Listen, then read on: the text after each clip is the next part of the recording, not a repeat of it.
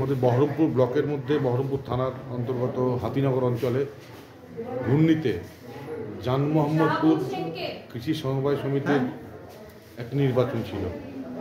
সেই নির্বাচনে অবাধ শান্তিপূর্ণ হচ্ছিল। সেই নির্বাচনকে মানুষ যাতে অংশগ্রহণ করতে না পারে তার জন্য হঠাৎ করে তৃণমূল কংগ্রেসের দুষ্কৃতীরা সেই সমবায় সমিতির ভেতরে ঢুকে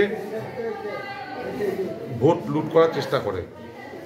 যেভাবে তৃণমূলের চিরাচরিত প্রথা মেনে গণতন্ত্রকে হত্যা করে ভোট লুট হয়, সেভাবে লুট করার চেষ্টা করে। সেই মুহূর্তে আমাদের কংগ্রেসের কর্মীরা সেই ভোট বন্ধ করার জন্য চেষ্টা করে। কংগ্রেসের কর্মীদের যে লড়াই, সে লড়াইয়ে কিছুটা পরিস্থিতি উত্তপ্ত হয়ে পুলিশের সামনেই, এবং অদ্ভুতভাবে পুলিশের সামনেই আমাদের দলের ব্লকের অন্যতম জেনারেল সেক্রেটারি সাবির শেখকে তৃণমূল কংগ্রেসের স্বনামধন্য দুষ্কৃতী সবুর মোল্লা এবং তার বাবা বাবু মোল্লার নেতৃত্বে হিকমপুর বাড়ি এইভাবে মারধর করা হয়। প্রচণ্ড মারধর করা হয়। আমরা সেখানে পুলিশ দাঁড়িয়ে দেখেছিল।